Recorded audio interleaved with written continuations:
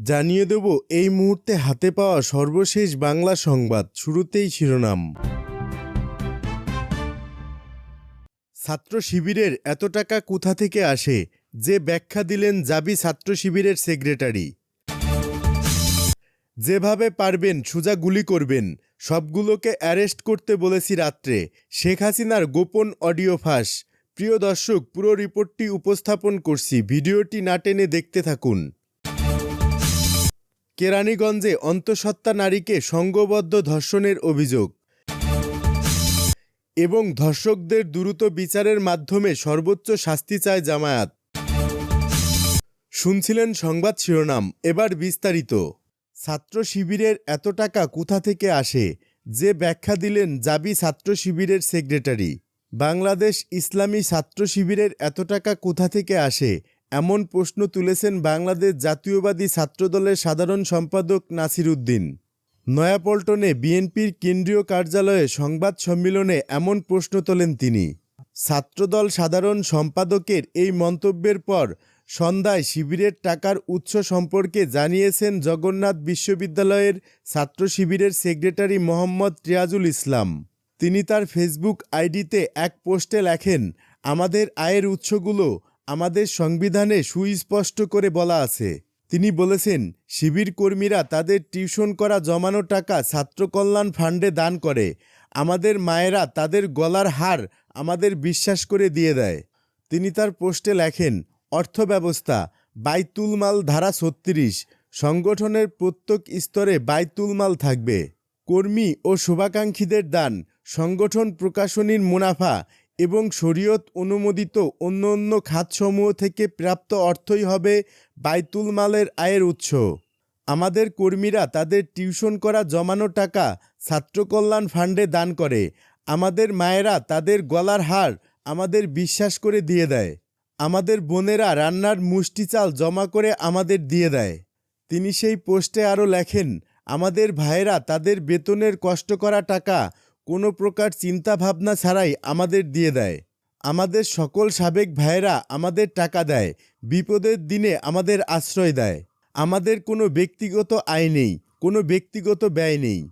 আমাদের যা আয় যা ব্যয় সব সংগঠনের জন্য নিবেদিত।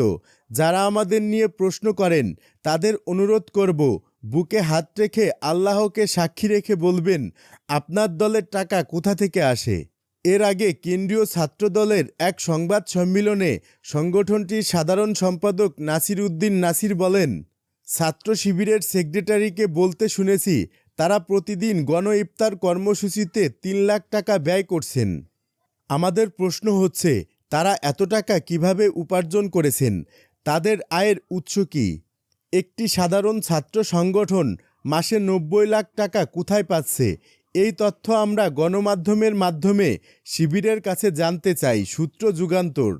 যেভাবে পারবেন সোজা গুলি করবেন, সবগুলোকে অ্যারেস্ট করতে বলেছি রাত্রে। শেখ হাসিনার গোপন অডিও ফাঁস। ছাত্র জনতার আন্দোলনের মুখে গত ৫ আগস্ট ক্ষমতা ছাড়তে বাধ্য হয়েছিলেন সাবেক প্রধানমন্ত্রী শেখ হাসিনা। তবে ক্ষমতা ছাড়ার আগে ওই আন্দোলন দমাতে নানাভাবে চেষ্টা করেছেন তিনি। শেখ হাসিনার দেশ ছাড়ার পর একে একে বেরিয়ে আসছে তার আন্দোলন দমানোর নানা অপতৎপরতার চাঞ্চল্যকর তথ্য। তিনি শেষ পর্যন্ত আন্দোলনকারীদের উপর বল প্রয়োগের নির্দেশ দিয়েছিলেন, এমনকি গুলি করার নির্দেশনাও দেন তিনি। জুলাই আন্দোলনে অংশ নেওয়া ছাত্র জনতাকে দমনে হেলিকপ্টার থেকে সরাসরি গুলির নির্দেশ দিয়েছিলেন ভারতে পলাতক সাবেক প্রধানমন্ত্রী শেখ হাসিনা। সম্প্রতি সামাজিক যোগাযোগ মাধ্যমে ছড়িয়ে পড়া একটি অডিও ক্লিপে গোয়েন্দা সংস্থার একজন উচ্চপদস্থ কর্মকর্তাকে নির্দেশনা দেওয়ার কথোপকথন ছড়িয়ে পড়লে বিষয়টি সামনে আসে। এ ঘটনায় বিভিন্ন শ্রেণী-পেশার মানুষ তীব্র প্রতিক্রিয়া জানাচ্ছেন। সামাজিক যোগাযোগ মাধ্যমে ফ্যাসিস্ট হাসিনার প্রতি ব্যাপক ঘৃণা ও ক্ষোভ প্রকাশ করতে দেখা গেছে সাধারণ মানুষকে। প্রধান উপদেষ্টার সিনিয়র সহকারী প্রেস সচিব ফয়েজ আহমেদ তার ভেরিফাইড ফেসবুক আইডিতে ভাইরাল অডিও ক্লিপটি শেয়ার করেন। এতে লেখা ছিল, ১৯ জুলাই গোয়েন্দা সংস্থার একজন উচ্চপদস্থ কর্মকর্তাকে আন্দোলন দমাতে প্রাণঘাতী অস্ত্র ব্যবহার ও হেলিকপ্টার থেকে গুলির নির্দেশ দিচ্ছেন শেখ হাসিনা। সূত্র গার্ডিয়ান কাউন্সিল। কথোপকথনে শেখ হাসিনা গোয়েন্দা কর্মকর্তাকে হেলিকপ্টার থেকে গুলি ছোড়ার কথা বলেছেন, এমনটি স্পষ্টভাবে শোনা যাচ্ছে। কেরানীগঞ্জে অন্তঃসত্ত্বা নারীকে সংঘবদ্ধ ধর্ষণের অভিযোগ। ঢাকার দক্ষিণ কেরানীগঞ্জের পানগাঁও ঋষিপাড়া এলাকায় অন্তঃসত্ত্বা এক নারীকে সংঘবদ্ধ ধর্ষণের অভিযোগ উঠেছে। স্বাস্থ্য পরীক্ষার জন্য তাকে ঢাকা মেডিকেল কলেজ হাসপাতালে ভর্তি করা হয়। এ ঘটনায় দুইজনকে গ্রেপ্তার করেছে দক্ষিণ কেরানীগঞ্জ থানা পুলিশ। তারা হলেন আশরাফ ইসলাম সিয়াম ও জিৎ সরকার। পুলিশ জানায়, ওই নারী গতকাল শনিবার বিকেলের দিকে স্বামীর সাথে অভিমান করে চাঁদপুর থেকে ঢাকায় আসে। এক পর্যায়ে প্রস্তখোলা আসার পর তাকে থাকা খাওয়ার ব্যবস্থা করার আশ্বাস দিয়ে পানগাঁও এলাকায় একটি পরিত্যক্ত বাড়িতে নিয়ে যাওয়া হয়। পরে সেখানে তাকে পালাক্রমে সংঘবদ্ধ ধর্ষণের ঘটনা ঘটে।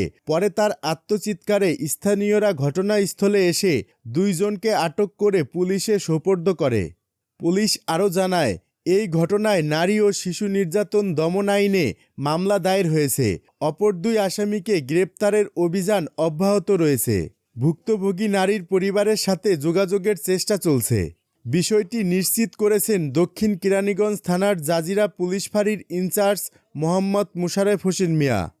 ধর্ষকদের দ্রুত বিচারের মাধ্যমে সর্বোচ্চ শাস্তি চায় জামায়াত। দেশের চলমান পরিস্থিতিতে নারী ও শিশু নিরাপত্তা নিয়ে উদ্বেগ গোটা নাগরিক সমাজ। এরই মাঝে মাগুরায় ৮ বছরের শিশুকন্যা ধর্ষণের ঘটনা নারীর নিরাপত্তাকে আবারও প্রশ্নের মুখে ফেলেছে। এবার মাগুরায় ধর্ষণের শিকার সেই শিশুটিকে নিয়ে বাংলাদেশ জামায়াত ইসলামীর আমির জানালেন দলের অবস্থান। রোববার সকাল ৯টা ৫৭ সামাজিক যোগাযোগ মাধ্যম ফেসবুকে এ সংক্রান্ত একটি পোস্ট দেন জামায়াত আমির ডাক্তার শফিকুর রহমান। পোস্টে তিনি বলেন, মাগুরার সেই ৮ বছরের মেয়ে শিশুর ধর্ষক ও ধর্ষণের সহযোগিতাকারীদের অপরাধ এক ও অভিন্ন। এদের সর্বোচ্চ শাস্তি নিশ্চিত চাই। তিনি বলেন, এরকম ধর্ষক নামের আরও যত নিকৃষ্ট প্রাণী আছে, যে যেখানেই থাকুক, তাদেরকে পাকড়াও করে দ্রুত বিচারের মাধ্যমে সর্বোচ্চ শাস্তি নিশ্চিত করা প্রয়োজন। পোস্টে ধর্ষকদের ঘৃণা ও সামাজিকভাবে বয়কটের আহ্বান জানান এই জামায়াত নেতা। তিনি বলেন, ইমাম, খতিব ও ধর্মীয় ব্যক্তিসহ সমাজের সচেতন নাগরিকদের ধর্ষকদের বিরুদ্ধে সামাজিক প্রতিরোধ গড়ে তোলার জন্য এগিয়ে আসার আহ্বান জানাই।